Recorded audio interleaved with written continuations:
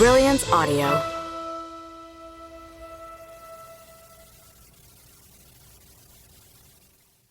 Intruders by Ashley Saunders and Leslie Saunders. Performed by Ida Relusco.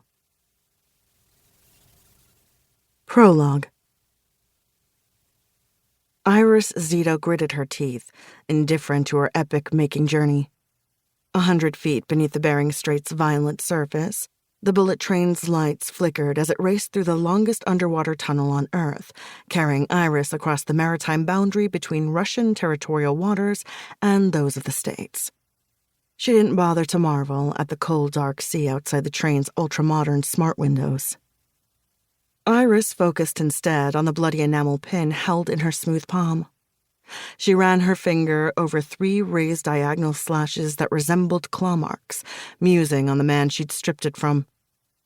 The Zito family's enforcers had purloined the 20th richest person in the world, known to have been in Los Angeles the night that Iris's Aunt Poppy had been murdered, and discreetly transported him to their secluded property on Hong Kong Island. It had been easy enough to get the man to talk. Stripped of his stocking mask and 2-piece gray suit, the affluent armor he'd mistakenly thought would protect him, Iris had found that the man had no real fight, no firmness of purpose. So, Iris had shown him the strength of hers. It wasn't that Iris particularly liked the sound of men screaming, at least that's what she told herself even now, but it had helped to drown out the bitter cries of her grieving family, to soothe, for just a moment, the biting ache of loss. And although it had come to light that the man was not the one who shot and killed Poppy, the interrogation had not been entirely wasteful. Iris attached the blood-stained pin to the low neckline of her tailored blazer dress. It matched the shade of her dark red lipstick beautifully.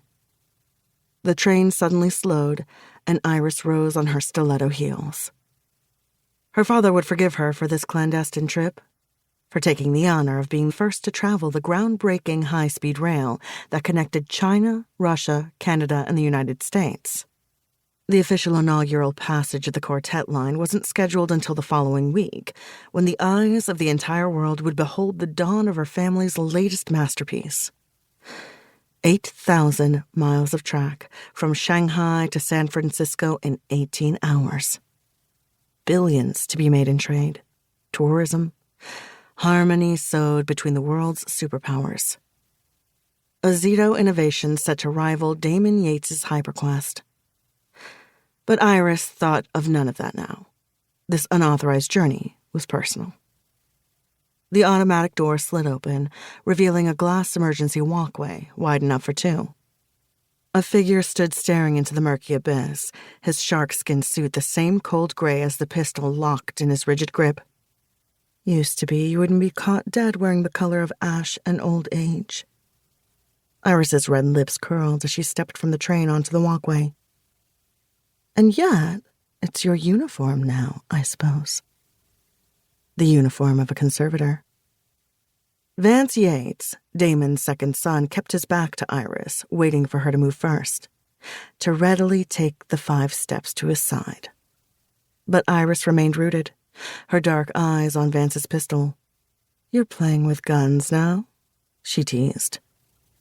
He's filler, Iris's father liked to say about Vance, the rare times he ever spoke of him.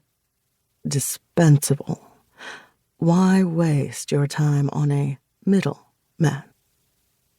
Iris covered her father's disapproving voice with her own, a honeyed, forceful taunt she hoped would compel Vance to turn, to face her. I didn't think you'd come. At least, not alone. You always need your older brother's approval, don't you? And Palmer Yates had never approved of Iris Zito. Like you were any different with Poppy. Vance snapped, icy and frank.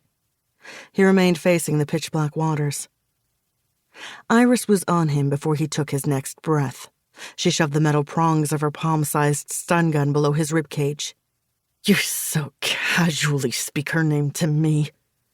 Poppy. Her father's sister. The treasured flower of the Zito family tree. Her mentor meant to show Iris how to be a worthy billionaire. Iris had never made her proud. She meant to now.